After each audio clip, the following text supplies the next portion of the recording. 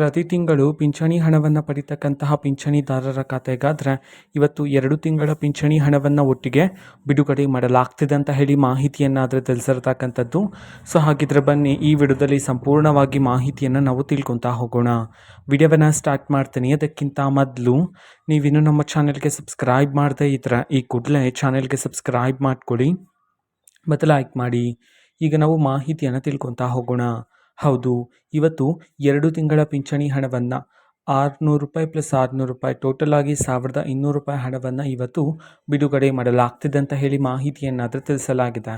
ಯಾವ ಜಿಲ್ಲೆಗಳಲ್ಲಿನ ಪಿಂಚಣಿದಾರರ ಖಾತೆಗಾದರೆ ಇವತ್ತು 2 ತಿಂಗಳ ಪಿಂಚಣಿ ಹಣವನ್ನು ಬಿಡುಗಡೆ ಮಾಡಲಾಗ್ತಿದೆ ಈ ಒಂದು ಮಾಹಿತಿಯನ್ನು ತಿಳ್ಕೊಳೋದಾದ್ರೆ, ಸೊ ಇವತ್ತು ಕರ್ನಾಟಕದಲ್ಲಿರ್ತಕ್ಕಂತಹ ಈ 9 ಜಿಲ್ಲೆಗಳಲ್ಲಿನ ಪಿಂಚಣಿದಾರರ ಖಾತೆಗಾದರೆ ಇವತ್ತು 2 ತಿಂಗಳ ಪಿಂಚಣಿ ಹಣವನ್ನು ಬಿಡುಗಡೆ ಮಾಡೋದಕ್ಕೆ ಸಂಬಂಧಪಟ್ಟಂತೆ ಮಾಹಿತಿಯನ್ನು ತಿಳಿಸಿರ್ತಕ್ಕಂಥದ್ದು.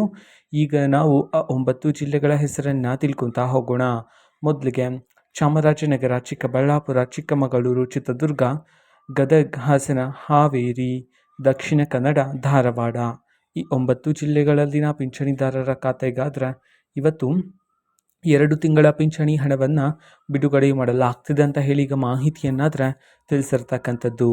ಓಕೆನಾ. ಸೊ ಇದು ಇವತ್ತಿನ ಒಂದು ವಿಡಿಯೋ ಇದೆ. ಈ ರೀತಿ ಇನ್ನೂ ಹಲವಾರು ಯೋಜನೆಗಳಿಗೆ ಸಂಬಂಧಪಟ್ಟಂತೆ ಮಾಹಿತಿ ಬಂದ ನಂತರ ಆದಷ್ಟು ಬೇಗ ನಾನು ನಿಮಗೆ ಇನ್ಫಾರ್ಮೇಷನನ್ನು ತಿಳಿಸ್ತೀನಿ. ಅದಕ್ಕೋಸ್ಕರ ಆ ಚಾನಲ್ಗೆ ಸಬ್ಸ್ಕ್ರೈಬ್ ಮಾಡ್ಕೊಳ್ಳಿ ಮತ್ತು ಮಾಹಿತಿ ಇಷ್ಟ ಆಗಿದ್ದರೆ ನಿಮ್ಮ ಫ್ರೆಂಡ್ಸ್ ಆ್ಯಂಡ್ ಫ್ಯಾಮಿಲಿ ಮೆಂಬರ್ಸ್ಗೂ ಸಹ ವಿಡಿಯೋವನ್ನು ಶೇರ್ ಮಾಡಿ.